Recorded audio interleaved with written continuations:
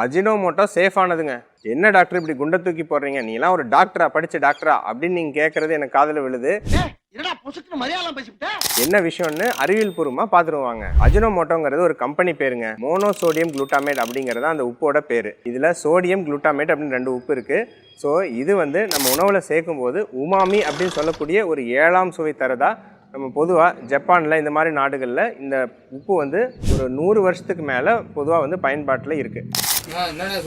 ஆனால் நம்ம ஊரில் அஜினோமோட்டோனாவே பொதுவாக ஒரு ஆபத்தானதுன்னு ஒன்று என்ன இருக்குது. இது ஏன் அப்படின்னா இதில் குளுட்டாமேட்டுன்னு ஒரு உப்பு இருக்குது, இதெல்லாம் பிரெயினை பாதிக்கும் அப்படின்னு பொதுவாக மக்கள் நம்புகிறாங்க. உண்மையாக பார்த்துருவாங்க. அதாவது அஜினோமோட்டோவில் இருக்கக்கூடிய மோனோசோடியம் குளுட்டாமேட் நம்ம வயிற்றுக்கு போனோடனே சோடியம் குளுட்டாமேட்னு 2ஆக பிரிஞ்சிருங்க. சோடியம் நம்ம நார்மல் சோடியம் குளோரைடில் இருக்கிற சோடியம் மாதிரி நார்மலாக நார்மல் உப்பு மாதிரி அது உடம்புல அப்சார்ப் ஆகிக்கும். இந்த குளுட்டாமேட்டுங்கிறது பொதுவாக பிரெயினில் பயன்படுத்தக்கூடிய ஒரு நியூரோ டிரான்ஸ்மிட்டர். ஆனால் நிறைய பேருக்கு தெரியாத விஷயம் என்னன்னா, உணவில் சேர்க்கக்கூடிய குளுட்டாமேட்டு 95% வயிற்றில் இருக்கக்கூடிய செல்களை என்ட்ரோசைட்ஸு உணவாக சாப்பிட்டுக்கும். ஸோ 100 மில்லிகிராம் சாப்பிட்றீங்கன்னா 5 மில்லிகிராம் கூட ரத்தத்தில் கலக்காது.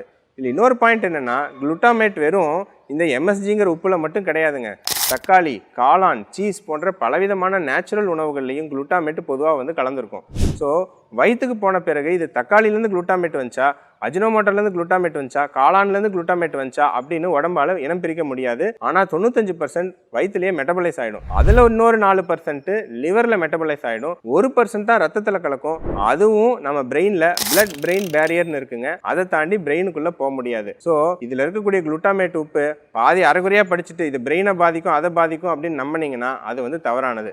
மற்றபடி இந்த உப்பு சேஃபானது அப்படின்னு சொல்லிட்டு WHO, அப்புறம் FSSAI, அப்புறம் FDA, அப்புறம் யூரோப்பியன் ஃபுட் சேஃப்டி அத்தாரிட்டி எல்லாமே ப்ரூவ் பண்ணியிருக்காங்க. அடுத்த வாட்டி உணவில் அஜினோமோட்டோ இருக்கா இல்லையா அப்படின்னு பார்க்கறத விட அதில் எவ்வளோ மாவுச்சத்து இருக்குது, எவ்வளோ சக்கரை இருக்குது, அது நல்லதா இல்லையா அதை நீங்கள் முதல்ல பார்க்க ஆரம்பிங்க.